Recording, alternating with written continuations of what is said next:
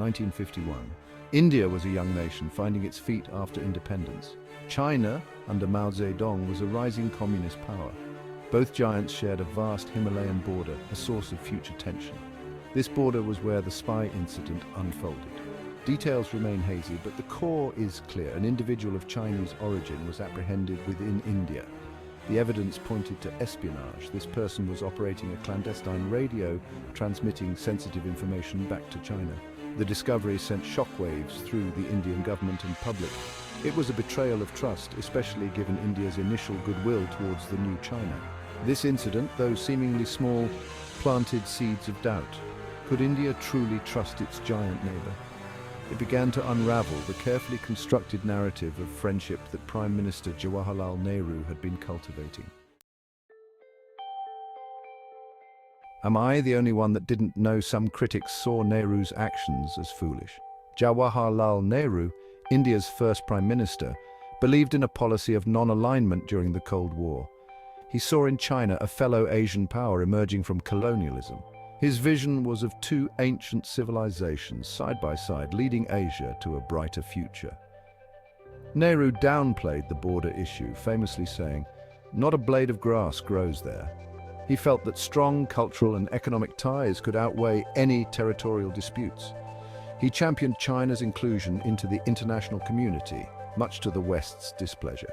This period saw frequent exchanges, cultural delegations, trade missions, all aimed at strengthening bonds. But the 1951 spy incident, though hushed up, lurked in the background. It was a crack in the foundation of trust, one that would widen over time. In 1954, India and China signed the Panchsheel Agreement. This five-point treaty was meant to be the bedrock of their relationship. It emphasized mutual respect, non-aggression, peaceful coexistence, and non-interference in each other's affairs. The Panchsheel was hailed as a model for international relations. It seemed to confirm Nehru's belief in peaceful coexistence with China. This agreement, along with India's advocacy, helped China gain international legitimacy. However, even as the ink was drying, issues were brewing. China began asserting its claim over the Tibet region, which had close religious and cultural ties with India. The Dalai Lama's flight to India in 1959 further strained the relationship. The Panchsheel, once a symbol of hope, began to ring hollow. Section 4 doubts and criticisms arise. Within India, voices of dissent grew louder. Leaders like Sardar Vallabhbhai Patel, India's Home Minister, had always been wary of China's intentions. Patel, who died in 1950, had cautioned Nehru about Chinese expansionism, particularly regarding Tibet. The 1951 spy incident, though largely kept under wraps, fueled these suspicions. Critics argued that Nehru was being naive in his dealings with China. They pointed to China's growing military presence in Tibet and its assertive territorial claims as evidence of its true intentions. Despite the criticisms, Nehru remained committed to his vision of peaceful coexistence. He believed that dialogue and diplomacy were the only way forward. However, events were unfolding that would soon test the limits of his idealism. Section 5. The Road to War. By the late 1950s, the situation at the border had deteriorated. China began publishing maps showing large parts of Indian territory as their own.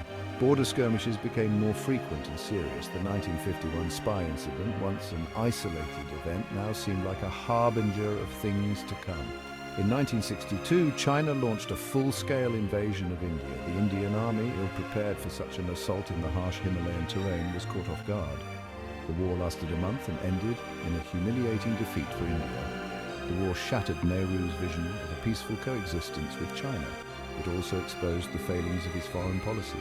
The 1951 spy incident, once dismissed as a minor transgression, now stood as a symbol of India's failure to recognize the true nature of the threat from its neighbor. Section 6. A relationship scarred.